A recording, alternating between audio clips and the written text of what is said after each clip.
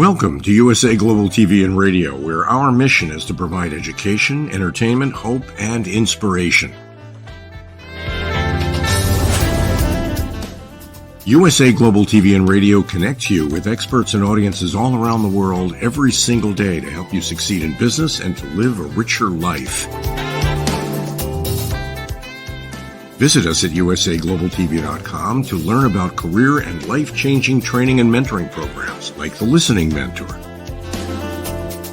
Subscribe to our newsletter to stay informed about our special programs and offers. Discover how you can become a guest on one of our shows or a host or producer of a USA Global TV and Radio show of your very own. That's USA Global TV and Radio, where the doctor is always in.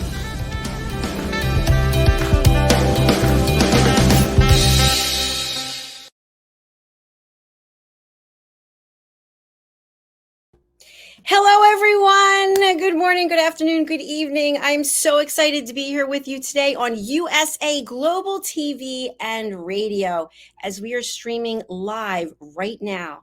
I'm Dr. Jacalyn Kerbeck, and it's my honor to be a host of this show. It's a very special show with a very dear friend of mine. We are going to be talking about different types of exercise regimens and also the fact that he has lost a huge, no pun intended, huge amount of weight, and he's doing everything the natural way. So today's topic is specifically finding your fit, exploring diverse exercise routines. Let's welcome none other than, drumroll please, Justin MIRIGLIANI to the program. Hello, hello. Hello, Dr. Jacalyn. Glad to be back. Super happy to see you. Love the energy, the smile on your face. You as a whole, body, mind, and soul is our program today. So, Justin, for people who are just joining us, are you in the United States? Where exactly are you? Right now, I'm in Cherry Hill, New Jersey. Cherry Hill. Live, yeah. I love it. I love Cherry Hill. Around the world. I'm in New Jersey right now, so. Yeah. Fantastic. So before we get into the exercise regimens and routines and options, you and I've explored so many things. We're both, I would say, diehard workout people. You've had an incredible transformation, and there's all things, different ways that people can get fit, get into shape. Tell us about how you chose to do it. See, that's the one thing I think that people have to look at. Every single solitary exercise regimen out there will work. I'm going to say that again. Every single exercise regimen that you see on TV, anybody that tells you about an exercise regimen, anything that you see will work, because if you're going from nothing to something, it will always work. See, that's how they get you. That's how they get you. Because in the beginning, you see the difference, because you will. If you go from nothing and you go from being overweight, or if you're not muscular, if you're very thin, and you do something, no matter what it is, it's going to work at in some way, shape, or form. It beats nothing. But is it sustainable? And that's really what you have to look at when you decide what you're going to do. And also, I am not a PhD. I don't have a medical background. I follow the experts. I follow Arnold Schwarzenegger. I follow Jay Schroeder. I follow Mike Israetel. I follow people who are brilliant. There's our game coming up. That's the Checkmates website there. But I follow these people because they are experts in these fields, in the field of kinesiology, which is the field of movement, and hypertrophy, which is in muscle growth, and also strength training. So there are many, many ways that are out there. The way I did it may not work for everybody. I started out, I was powerlifting. I started lifting, actually. If you want to go back to the original, I was lifting. I've been every body type that you could think of. And by the way, the whole ectomorph, mesomorph, endomorph thing, forget it. It's gone. They don't even believe that anymore. That science has been shot. There is no more body type. I'm an ectomorph. I'm a mesomorph. I'm an endomorph. All that stuff is gone. They got rid of that. They decided, and that's what science does. It changes. It doesn't mean that we were lied to. It doesn't mean that they were deceitful. It's just that we learn more as we go along. So forget it. Nobody's stuck being whatever they are. It's not true. So I was every body type you could think of. I was rail thin up until my junior year of high school. And then I got into the gym and I lifted weights and put on about 30 pounds of muscle. And that's about all I could put on through college. I could not put on any more muscle. I got stronger, but I couldn't put on any more muscle. And then after college, I started eating more, and I did what's called dirty bulking, where I would eat everything. Like it wouldn't matter if it was cookies or if it was cake or if it was ice cream, anything that had calories in it. Because the long and the short of it is, for weight gain, you need a caloric surplus. For weight loss, you need a caloric deficit. There's no doubt about that. That's how it works. If you're in a caloric surplus, you're going to gain weight. If you're in a caloric deficit, you're going to lose weight. That's just the way your body works.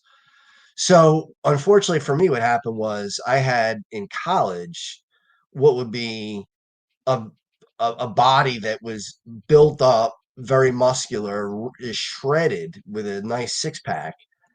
But then as I got older and started dirty bulking, yeah, I got bigger. My muscles got bigger. I mean, I grew 20-inch arms naturally. I never took a steroid, never took any kind of testosterone or anything like that. Just whey protein. I took a weight gainer for a while, but no, I've never taken creatine. I've only taken whey protein, and I used to take weight gainer that long ago. I don't even take that anymore. I haven't taken that in over 20 years, but almost 30 years.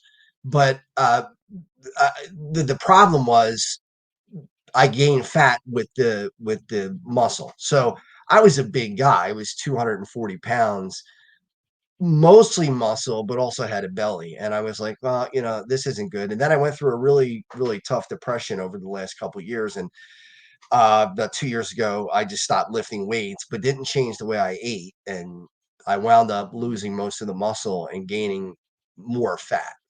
And to tell you that I look like Oliver Hardy from Laurel and Hardy. If anybody remember, you can look it up if you don't remember who that is. Some of the younger people probably don't remember who that is, but I look like Oliver Hardy. I was gigantic. I mean, I just had a big belly, and I had a lipoma that was big on my back, and it was just terrible. So what I did was, like always, go to the extreme. Right, that's me, and I first thing went to intermittent fasting, and I would stop eating around 6, 7 o'clock at night, and then I'd eat it again until noon the next day. But I would work out in the morning on days off, especially, and I work out fasted because my body had no glucose in it at all to fuel me. So the fuel had to come from fat. That was really the only fuel source that was available. So I worked out hard.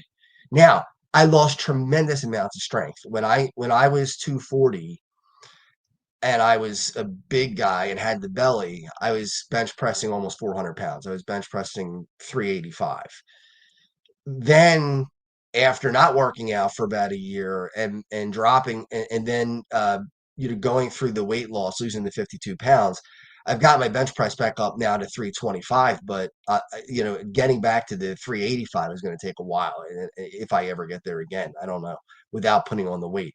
But there's a saying in a lot of different uh, parts of life, but especially in weightlifting: if you try to chase two rabbits, you won't catch any of them. So what a lot of people try to do is the impossible, almost impossible. I mean, I won't say impossible, but very, very difficult. And that is to lose weight and gain muscle at the same time. If that's your goal, that's really, really tough to do. That's called body recomposition. Because here's why. If you want to gain muscle, you have to be in a caloric surplus. If you're in a caloric deficit, it's hard to gain muscle. So my trick was I lifted heavy for me at the time, which was about 290 pounds. My bench press dropped almost 100 pounds. So I would go into the gym totally fasted and put up 290 on the bench press, maybe for one or two reps, and then I couldn't do any more. And then I would just slowly work in other exercises, and then slowly do a lot of cardio too. I really went heavy on the cardio, which I never did before. I went from being able to jump rope for maybe 3, 4 minutes in a row to an hour and a half. I could jump rope now for an hour and a half. In fact, I did an hour today straight. I don't stop. And I'm not saying this to say that, I'm some amazing athlete or everybody can do this. It's just a matter of time and doing it over a period of time. Um, Wait, no, sorry, I got to jump in here. No way everyone can jump rope for an hour and a half. Are you kidding me? People, if you are out there watching or listening, that is an incredible accomplishment. I jump rope all the time, and I've never jumped rope for an hour and a half. Justin, please. You deserve it. It's not something everyone can do. It's extremely hard.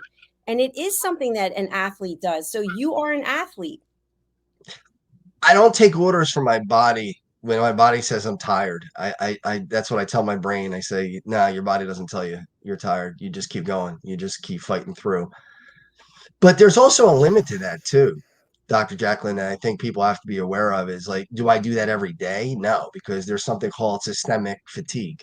Mhm. And if you do over exercise and overtraining syndrome happens, it can take weeks to months to years for that to go away, depending on how much overtraining you've done. So you really have to judge that. You have to be aware of, if you, I couldn't jump rope for an hour and a half every day or even an hour every day. If I do that twice or three times a month, that's about it. So, But you just to know, do it once is a huge accomplishment, let alone have it as part of your regular routine.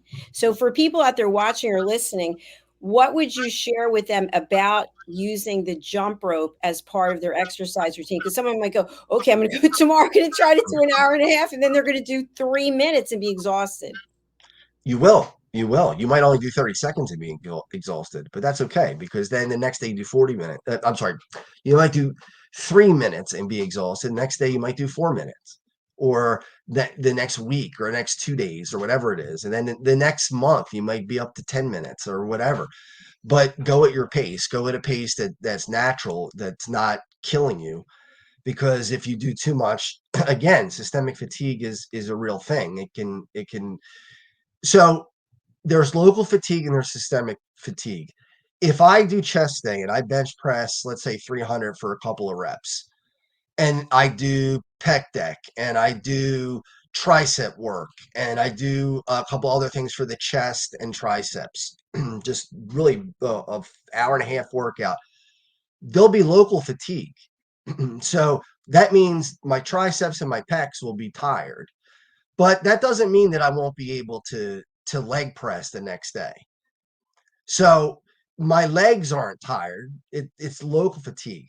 But if I train too hard on chest and then the next day train too hard on legs and then the next day do too hard on cardio and then the next day do too hard on back and then the next day do too hard on whatever, then you run the risk of systemic fatigue, and that's when you're going to run into problems as well. So you gotta look at both.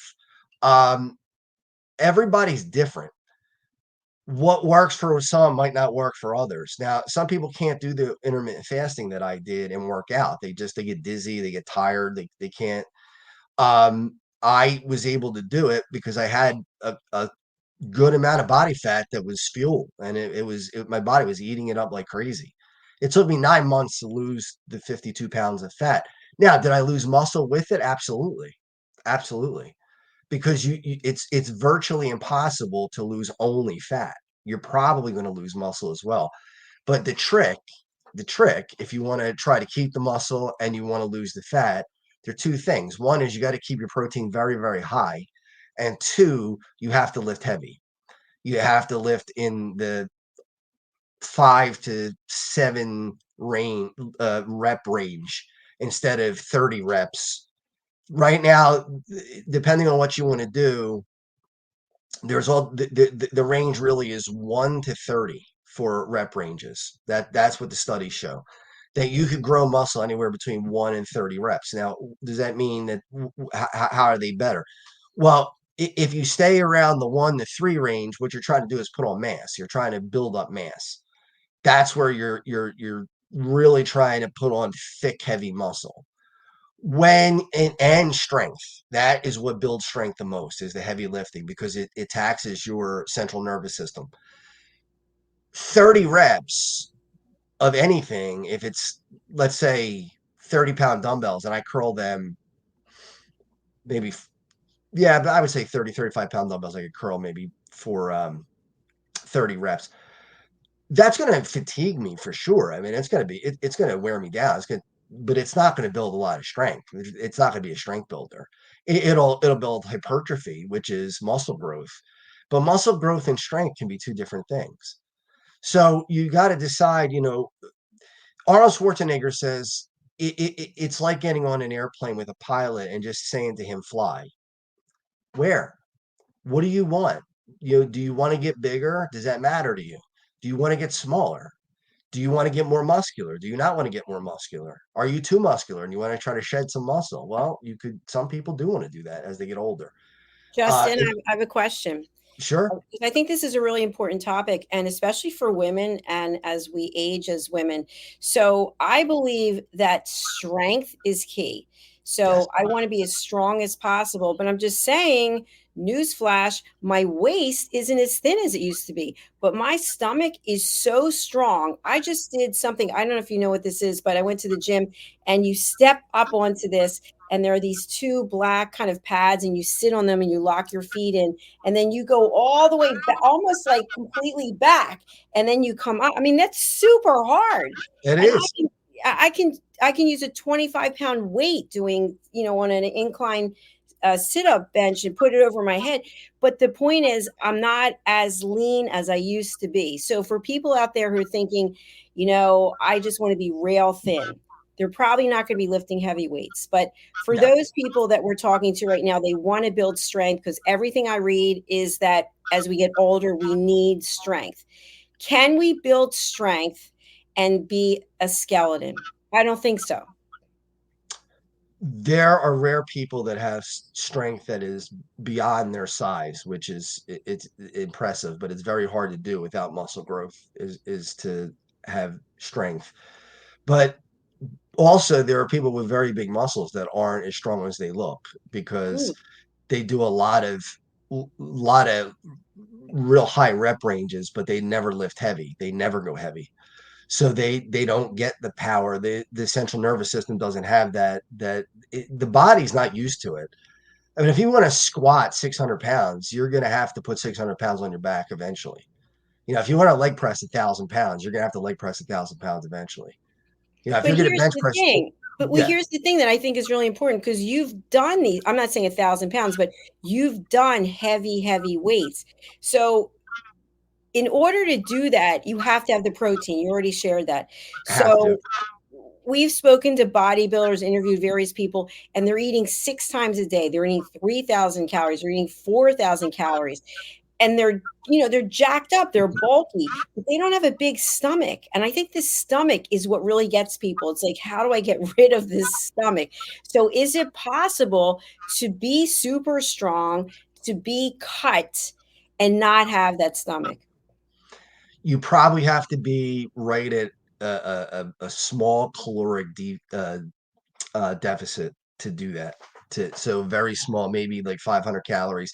So if you're eating 3,000 calories a day, you're burning 3,500, and most of it is going to be protein and carbs and a little bit of fats.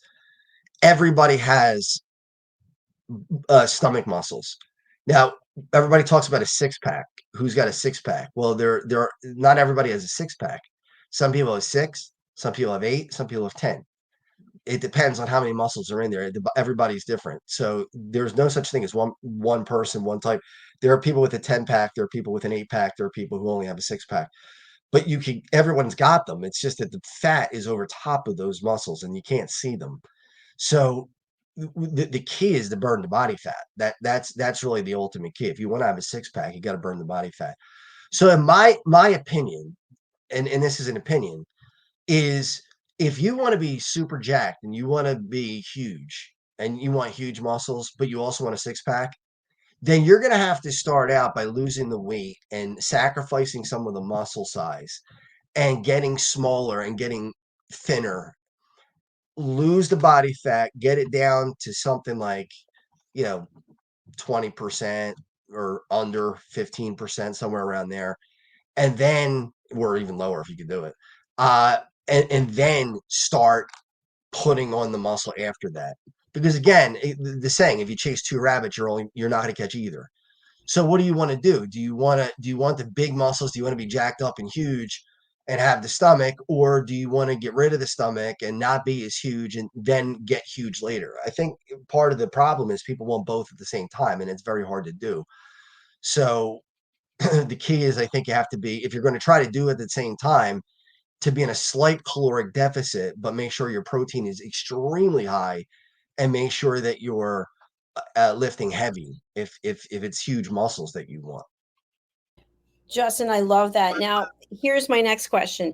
So we can go on Instagram specifically. I mean, it could be Facebook, anywhere, but Instagram, you see a lot of these people, their entire job is working out. Right. That's what they do. They're influencers and they work out. And you look, you're like, whoa, is she cut? Is he cut? But this is what they're doing all the time. They don't have a celebrity chef. They don't have, like, they're just, I'm saying they have a celebrity chef possibly, but we don't. We're just an Right. average person who is working, right? You got a family, the whole deal. And then Right. how many hours a day can we actually dedicate to this? So you and I are a little crazy, so we probably dedicate more than most people. Yeah. But I'm 61 now, and I can tell you, and I've said this before, I've got a spin bike right here. I could put on the 20-pound weight vest and I could spin lifting weights, eating cookies at the same time, and I could burn off all the calories. I can't do it anymore. It doesn't matter what I do, I can't burn off the calories because as we age, things change.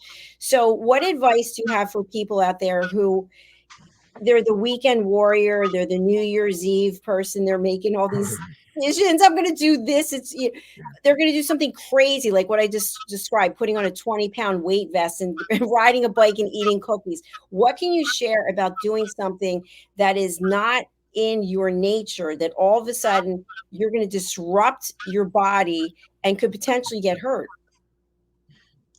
Well, I mean, the biggest thing that people don't realize is no matter how much you work out, you can't outwork out a diet. So Mike Israetel, who he worked at Temple, he's a bodybuilder and admitted steroid user. He talks about it. He's open about it. But he'll tell you, you cannot outwork a bad diet. So if you eat half a donut, 350 calories, and it's all bad calories, right? There's nothing really good in it. It's all carbs. It's all, and they're not complex carbs either. They're simple carbs. It's all sugar. So in order to burn that off, you have to run about a mile. That's half a donut. Okay. You have a whole donut. You got to run 2 miles just to burn off the donut. If you eat two donuts, you got to run 4 miles, which people do routinely. They'll eat two donuts at a sitting with no problem. And then they'll say, well, yeah, but I'm going to the gym later. Yeah, okay, but are you going to work out enough that you're going to burn off all the calories that you consume from the donut? Again, half a donut, you got to run a mile to burn off the half a donut. You got to run a mile to burn off half a donut. So I mean, that's where people hurt themselves. You make the muscles in the kitchen. That's really where it's done. It's what you eat, it's how much of it you eat. A lot of times people think, well, I could eat carrots. I could eat, 5,000 pounds of carrots a day or whatever, or 5,000, not pounds, 500 calories of carrots a day. Well, it's still calories. It's still more, if it's more calories that you're putting in than you're taking out, then you're going to gain weight, even though it's healthy for you. It's a vegetable.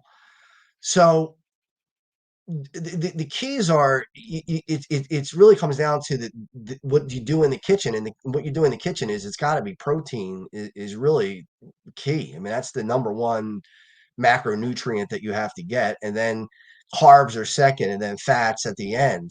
But you can't expect to just eat whatever you want and then go into the gym and say, okay, well, I'm going to burn it all off and then lose weight. You can't, because you're probably going to be in a caloric surplus.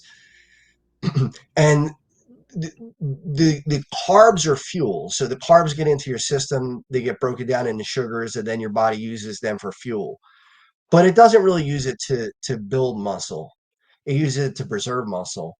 Um, it's the protein that builds the muscle. So you should be getting, and there are so many different theories out there. I go for about a gram for every pound I am. So I got down to 199 pounds. I'm back up now that I put on more muscle.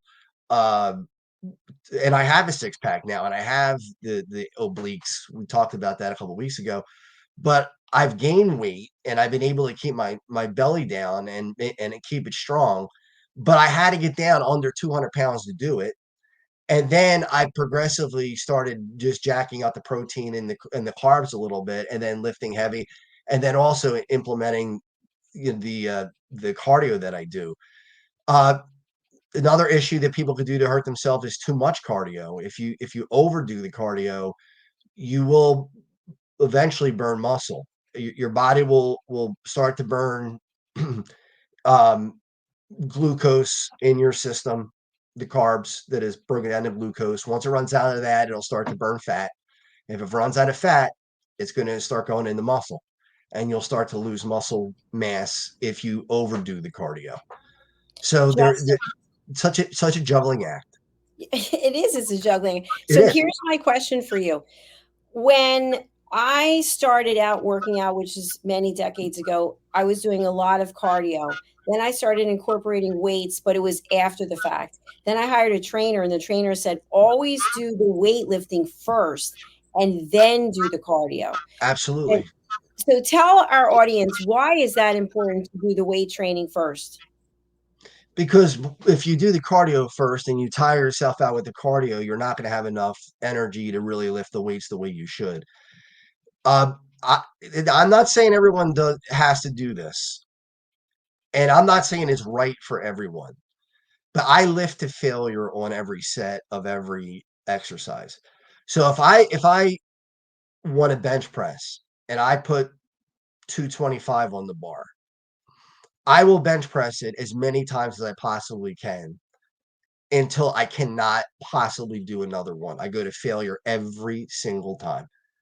And then I try to do one more rep the next time, progressive overload, or I add 5 pounds to each side, or add 2.5 pounds to each side, and then try to get as many reps. So I might bench press. The most I've ever bench pressed 225 is 21 reps. So uh,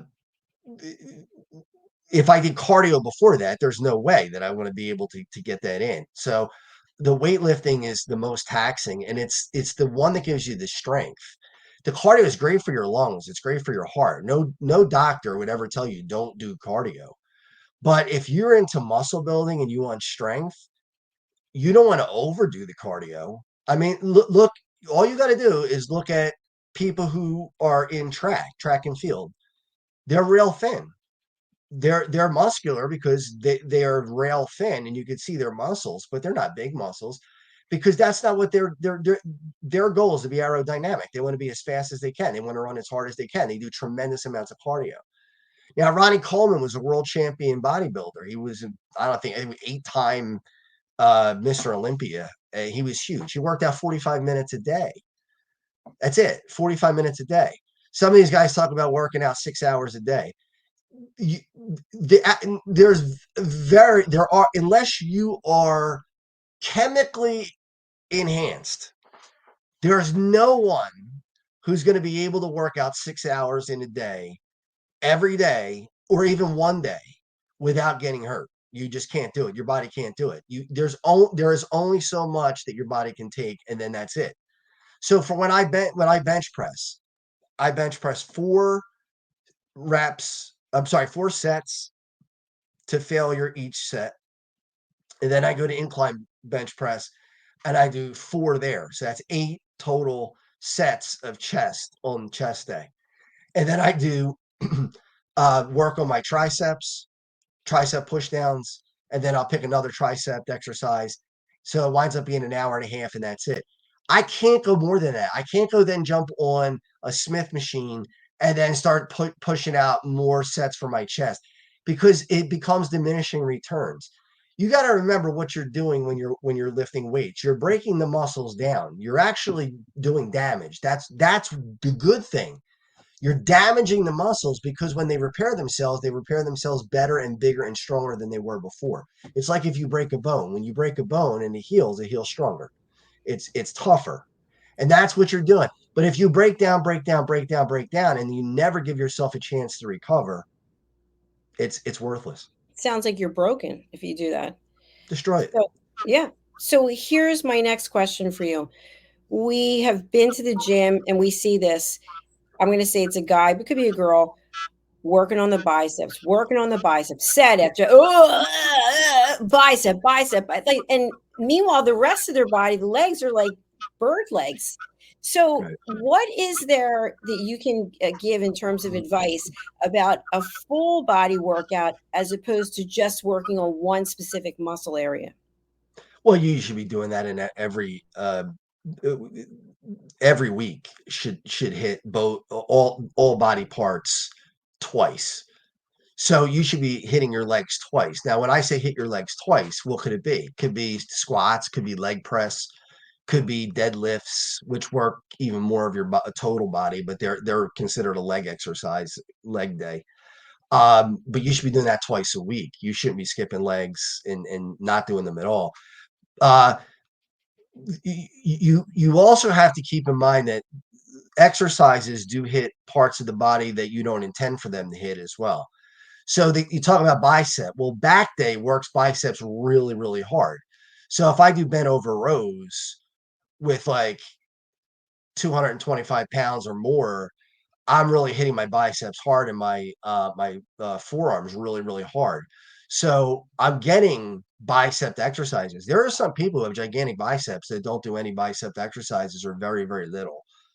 But you want to make sure you're hitting your every body part. Try to do it twice a week if you can. If you can't, you can do it once a week.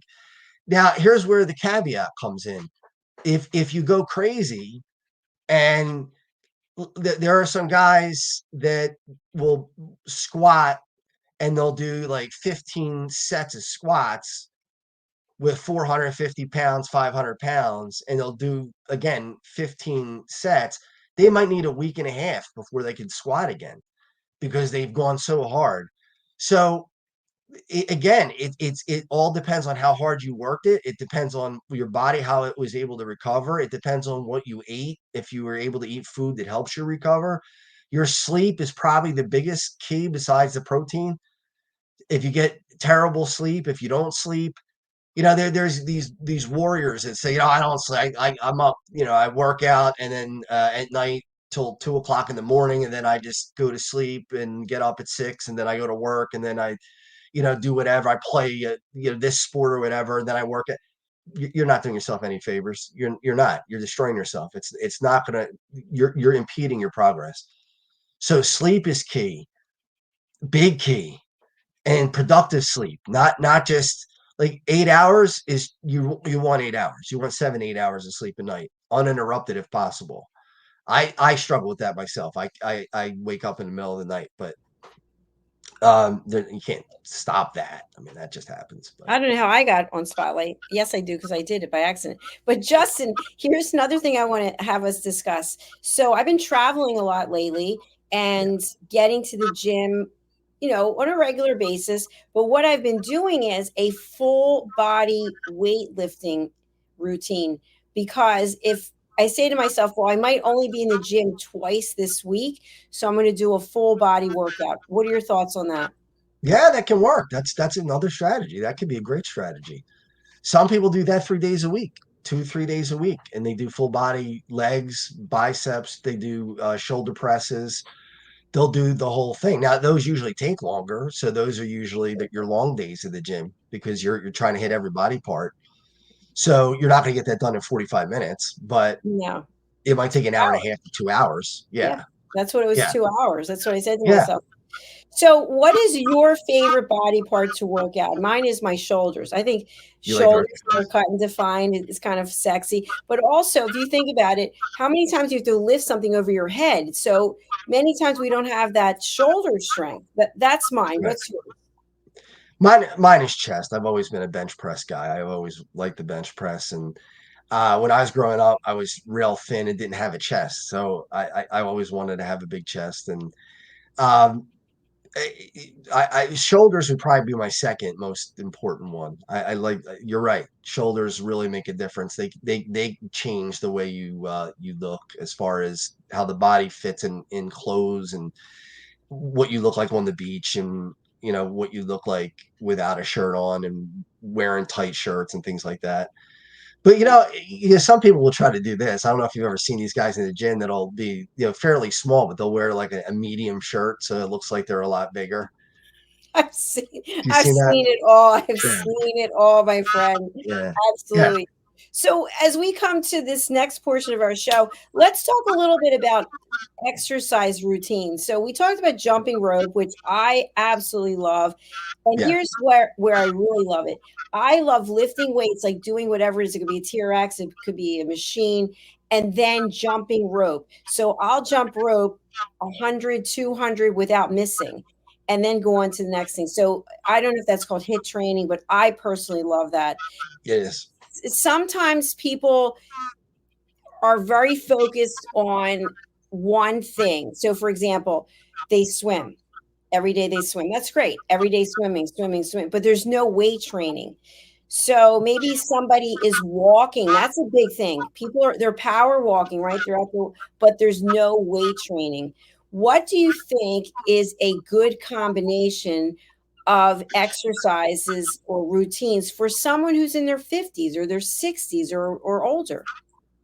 Well, I'm 49, so I'm almost 50. You're a baby. You're a baby. I'm 61. No, I totally respect you. No, I'm saying as we get older, though, what can we do so we can do a full body workout without injuring ourselves and at the same time see some results?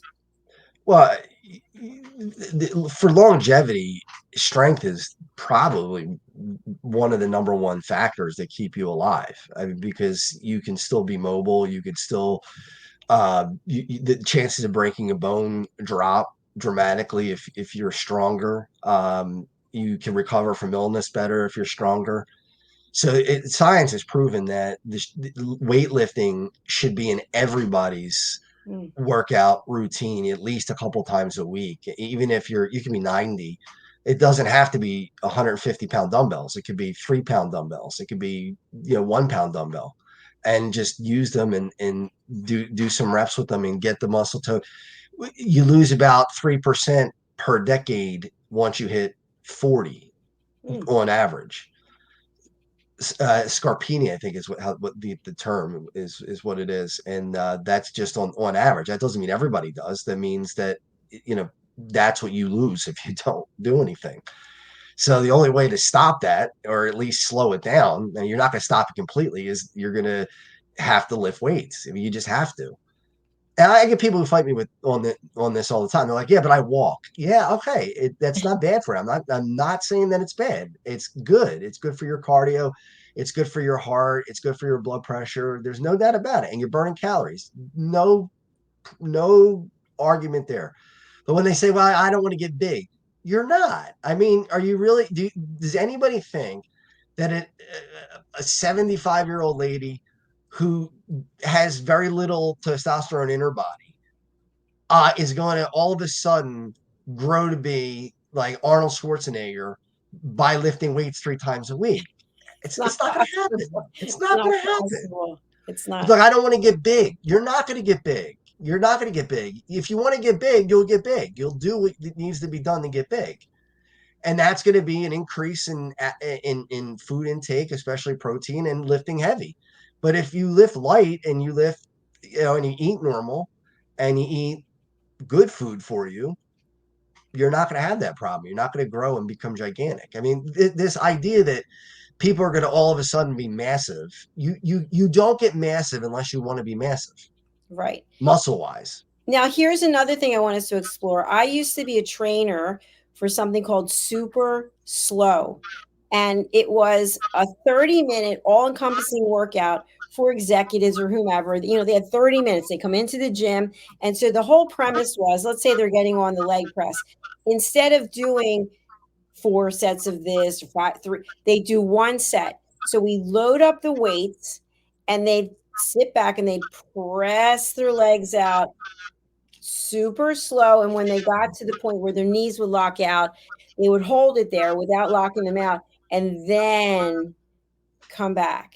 And by 6, 7, 8 reps, they were done. They were toast. And they got that full body workout in 30 minutes. What are your thoughts about that as a good way for someone to start. Now, I'm going to answer the question, but there could be people out there saying, you know what? I'm afraid of heavy weights. That turns me off. I'd rather do much lighter weights and more sets, but you're going to get a different outcome, I think. What are your You will. thoughts?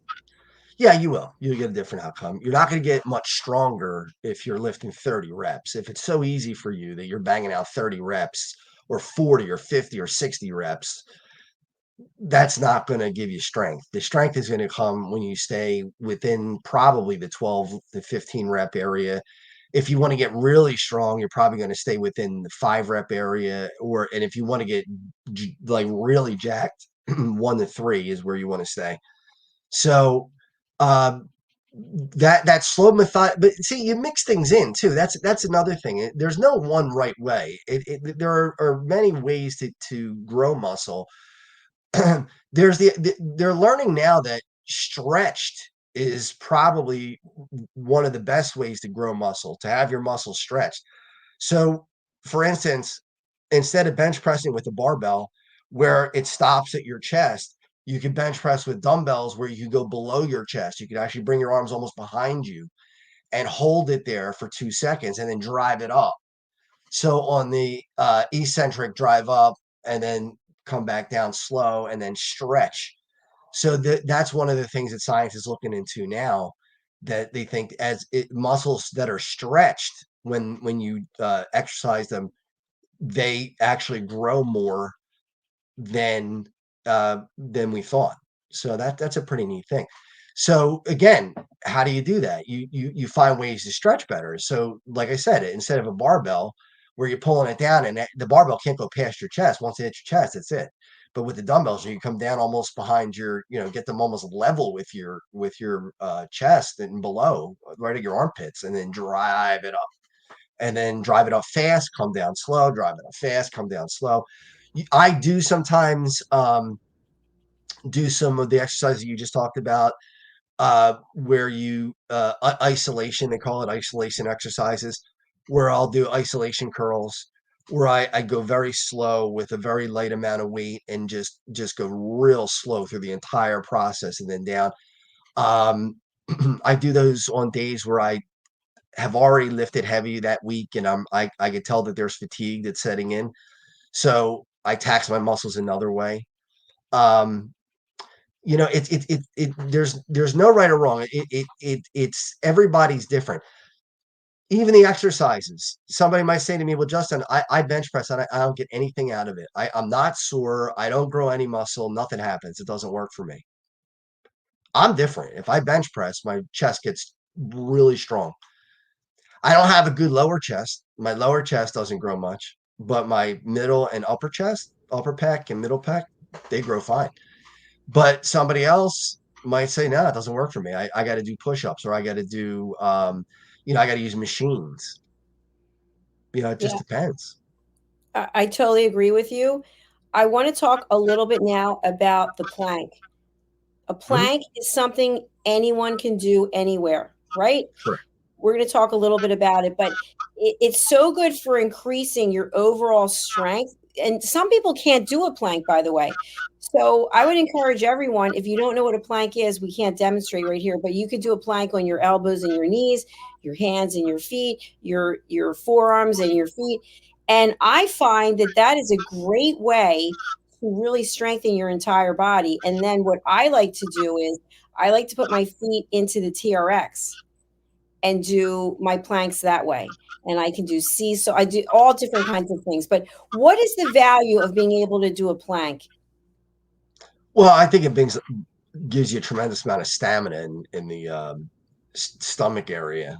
And the stomach muscles get a lot of activation when you're doing that. One thing that you don't do and is impossible, and it's been proven by science, is spot training. So if you are overweight, if you have a big belly, planks will help you lose weight all over your body, but they're not going to specifically target your stomach. So people, that's another thing, like, oh, I'll do sit-ups or I'll do planks or I'll do this, and that will kill belly fat. It's not how your body works. Everybody's body's different. So for instance, for me, I might lose fats in another part of my body. Let's say I never had fat legs, but let's say my legs were fat, and that might be the first place that my body would burn fat is from my legs, even doing planks. You might say, well, he's doing planks. How's it burning fat in his legs? Well, because you're burning calories, but your body, spot training doesn't work. So in the 70s, we thought, oh, well, what you do is if you want a nice 6-pack or 8-pack or 10-pack, you just plank or you do crunches, you work the stomach, and that will burn off belly fat. Well, we learn now that that's not true. It doesn't burn off belly fat.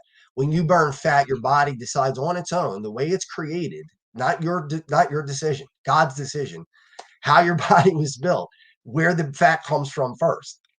So if glutamus maximus is where the weight is, and you do planks, your rear end is going to get smaller because you're burning calories.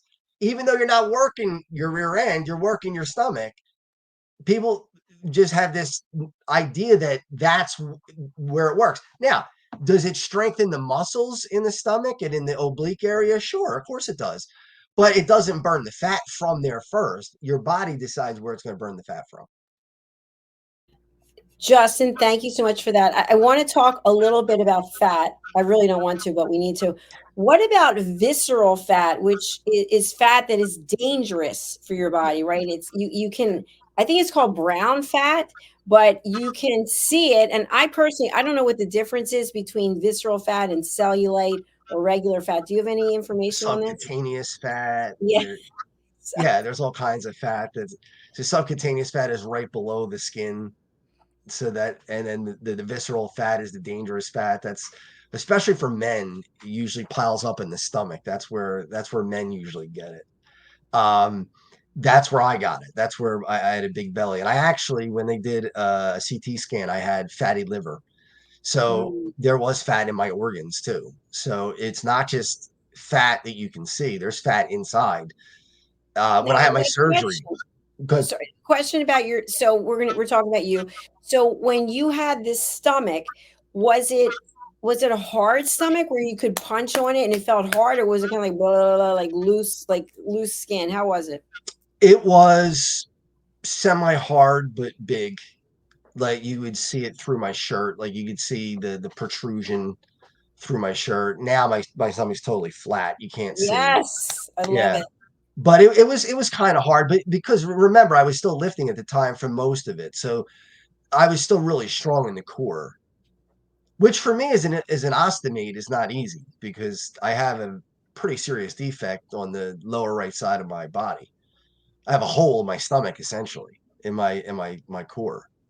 So So with that hole in your stomach, how did that impact your stomach muscles? Were they taken out? Were the stomach muscles still there?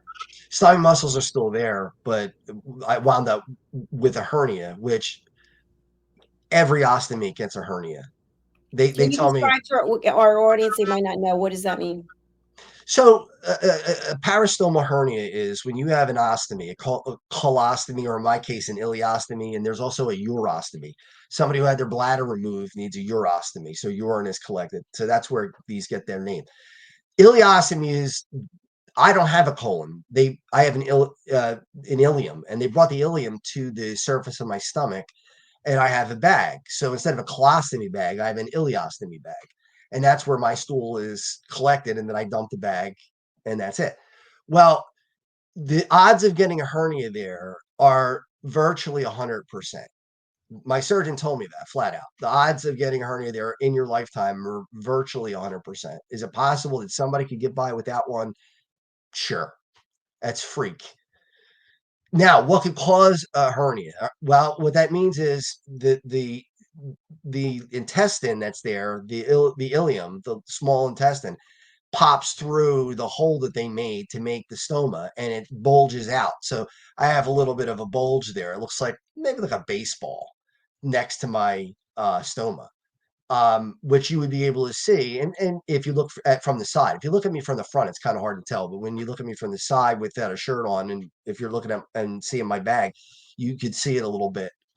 It's there, but you could get it from standing too long. You could get it from coughing. You could get it from sneezing. You could get it from laughing. You could get it from picking something up off the ground. You could get it 8 million different ways.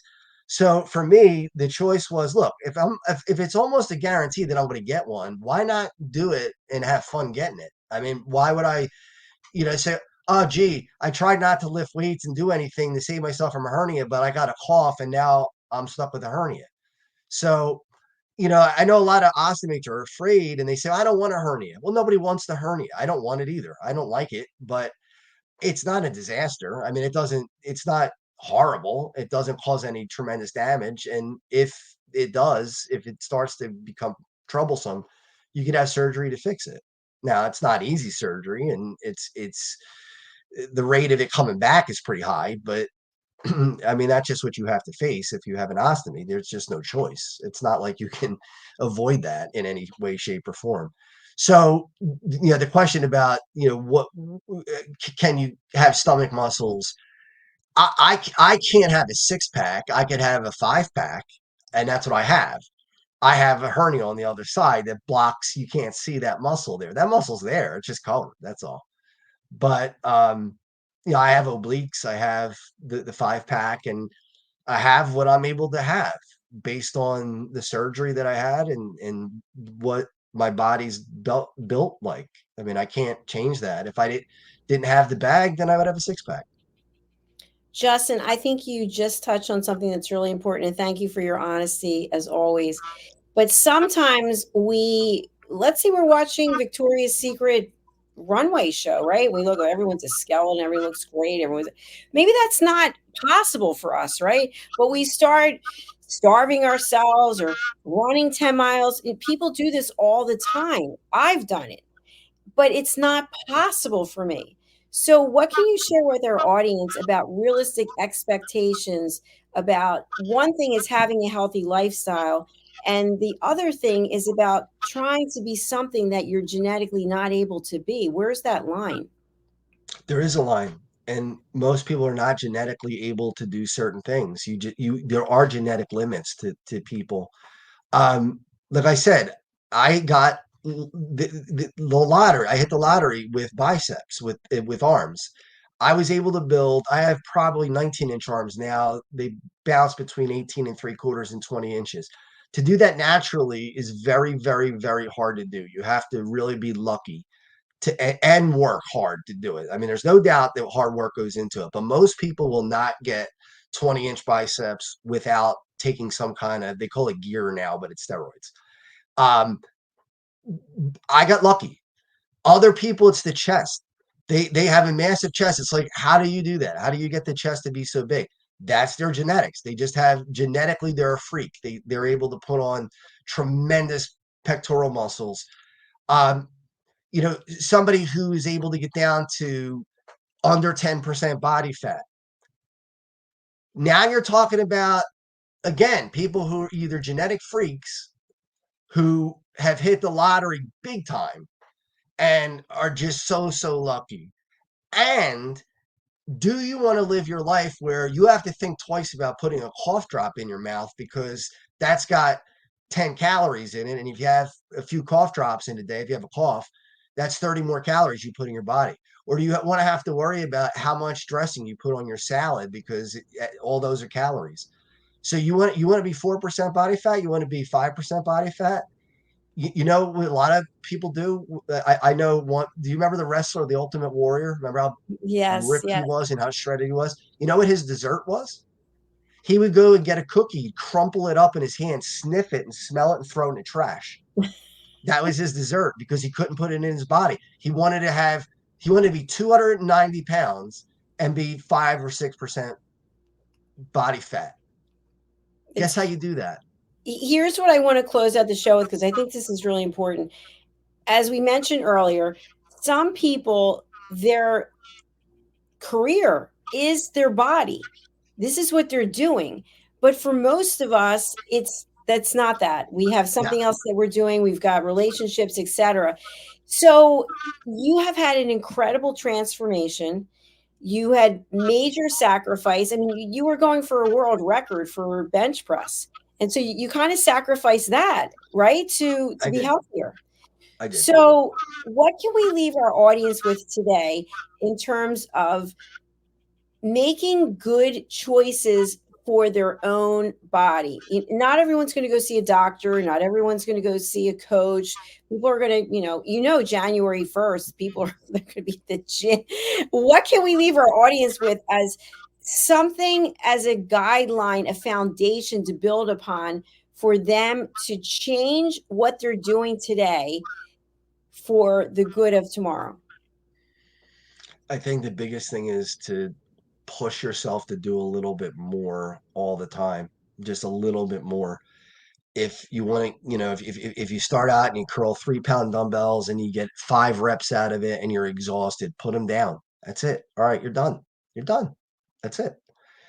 But then the next week or 2 days later, whatever, give yourself a couple days off, grab them again, do them 6 times, put them down. Progressive overload. Just try to keep working, keep going at it, keep getting better, keep getting stronger. There are people in their late 70s and early 80s that actually get stronger for powerlifting competitions at that age. But that's progressive overload. You got to keep going. What a lot of people do is they go to the gym, they do, let's say, 100 pounds on the bench press 10 times, and they could do another 10, but they don't. They're like, well, I did 10, I'm done. And then they did 10 more, and then they do 10 more. They do 3 sets of 10, and they think they got a great workout in. Well, no, you didn't, because you didn't push yourself. You got to push yourself. If you don't push yourself, the body's not going to grow. They all grunt and grow. That's a saying in a gym. Grunt and grow. You have to grunt and grow. If you don't, you're not going to grow. But that doesn't mean you have to kill yourself either.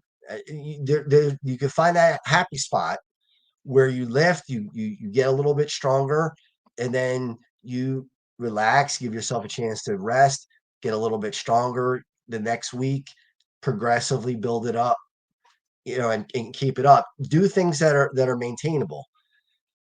I will tell you right now, the before and after photos, I've actually seen how that's done.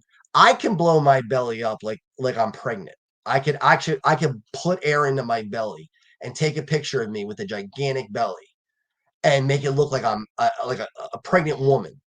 And then 2 seconds later, I could suck that in and have a 6 pack. It's there are a lot of smoke and mirrors with this. So what you see in the magazines, they don't show you what they do to make that happen. These people don't look like that all the time. And the actors and actresses that look great in the movies, they work out very hard for a very short period of time, for months, but they cannot maintain that. You got to do something that you can maintain. Because if you work out and get in great shape for 3 months and then you stop doing it, you're not going to be in great shape 3 months later. You're going to lose it all. So you got to find something that you can maintain. If you don't, then it's over. Justin, how long does it take for muscle mass to start to shrink? I think it's 2 weeks, but what are your thoughts?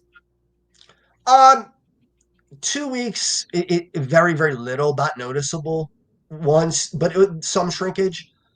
A month, maybe a little noticeable. You start going over to that, 2 months, 3 months, pretty noticeable. But You you know got to what's start great? over again, though, right? Yeah, but you know what? Muscle memory is a real thing. Yeah, that's true. It's a real thing. It's very Muscle true. memory, that muscle will come back a lot faster. And newbies too. That's another thing that we could get that in another show sometime. Newbie muscle growth. If you're just starting, you never lifted before, you're a 16-year-old kid and you're just starting to lift weights, you'll grow dramatically like you've never seen before, and you will never get that again. That's the one time in your life thing. It's a lottery. Yeah, it's a one time. I want to close out with this because I think this is important also. So I mentioned earlier about compound exercises. When I'm bench pressing, I bench press the first, whatever, 8, 9 reps with my legs in the air, 3/4. So they're like this. They're not totally straight. And then when I'm finished, I'll hold the bar straight up and I'll do just leg lifts for 10. So it's working other parts of my body. And then I do a third set the regular way, but still my legs are in the air. So I'm working my core at the same time I'm bench pressing.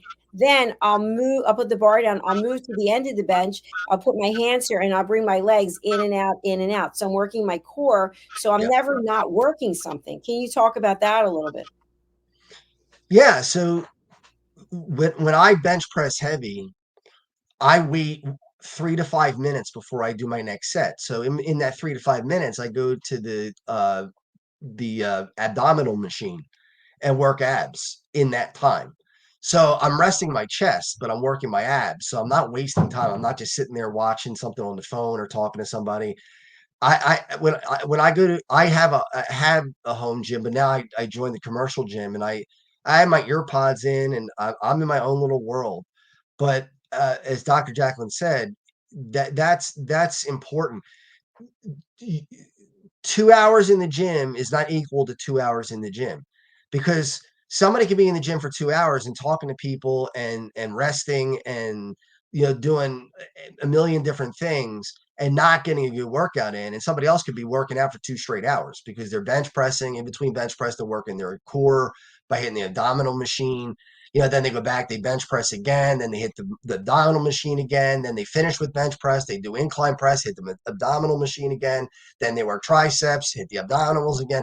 So, that 2 hours is a lot different than 2 hours of drinking, power drinks and talking to the girls and, you know, uh, you know, just playing around on the phone or doing whatever. The 2 hours isn't always equal to 2 hours.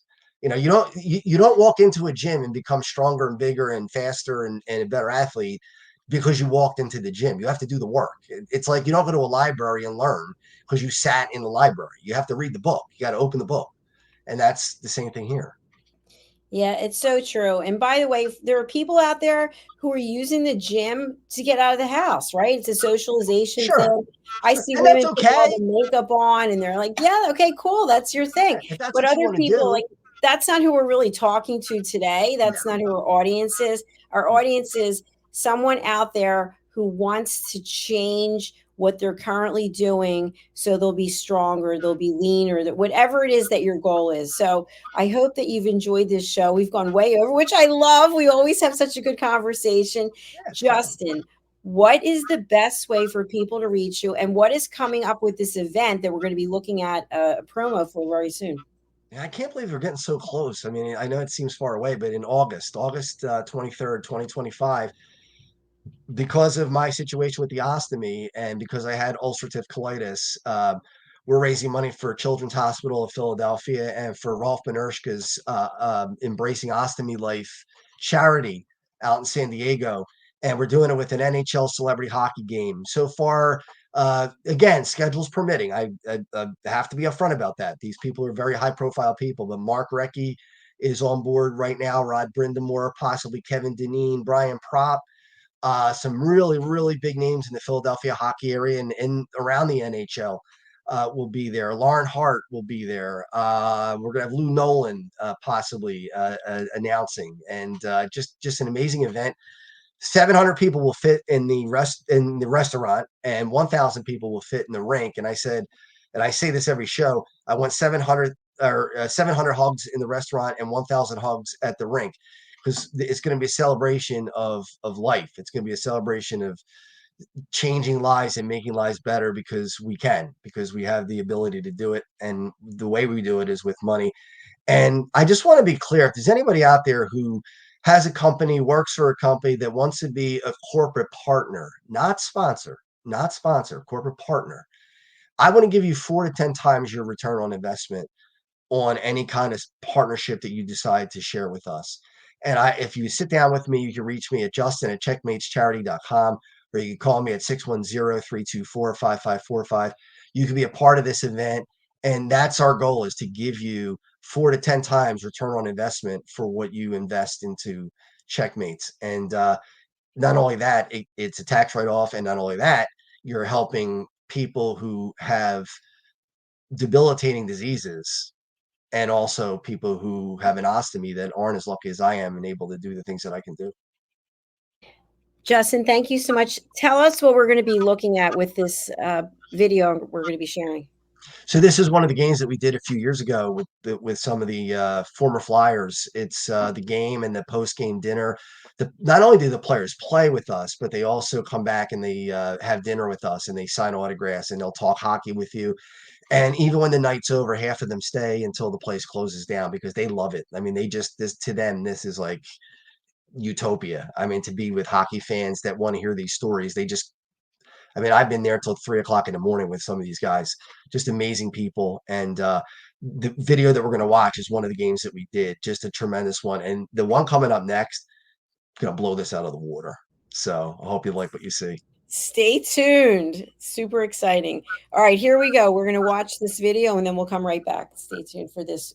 Don't go anywhere. Watch right now, and Justin and I will be right back.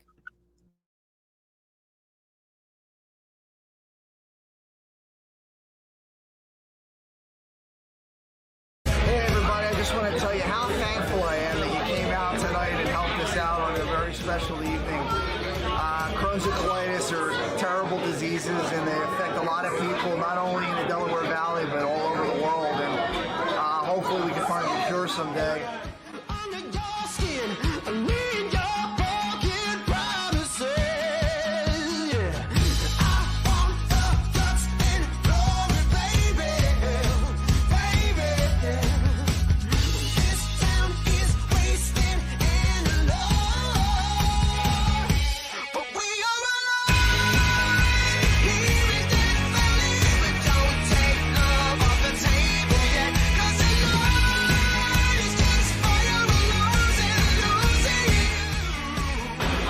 Nolan here with you at the Checkmates versus the Flyers alumni.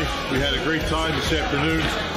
Game was close, and we're all here for Checkmates Charities, which is the real reason that everybody's here, not only the players, but all the fans that were here.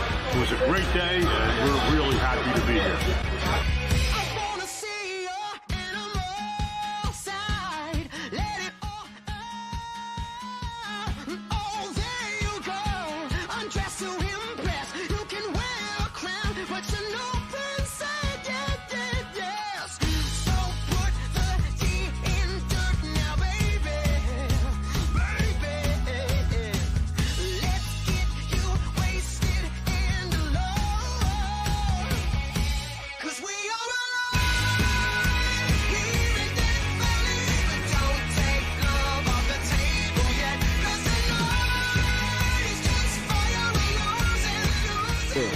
It was fun to be out here at Northeast Skate Zone because the Checos were a pretty good team, and so we had a lot of fun with the charity.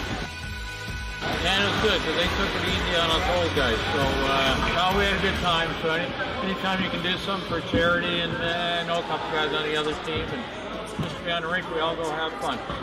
Good times go. I'm either gone in an instant or here to the bitter end. I never know what I got.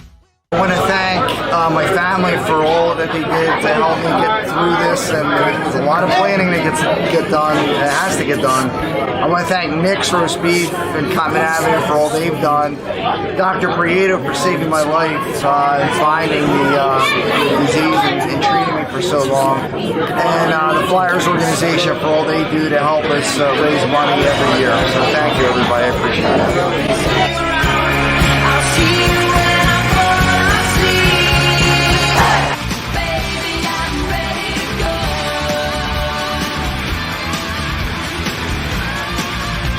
Baby, I'm ready to go.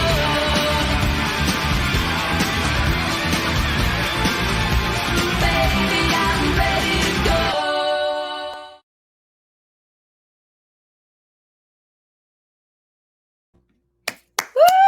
I love was that. fun. So inspiring, isn't it? It was a lot of fun.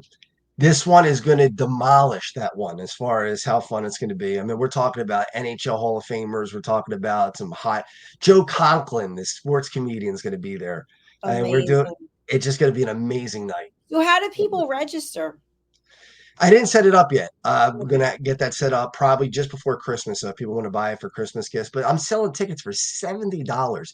open What? bar for 2 hours. Oh, So you get the game, you get the celebrities, you get the open bar for 2 hours, you get a buffet, uh, $70 a head. crazy. You got Yeah, to yeah, get that link out. Come on, get it out and let's put it out there so people can start registering. I think you're going to yeah, blow it out. It's yeah, amazing. yeah, By the way, that music is so uplifting, isn't it? yeah, yeah. Yeah.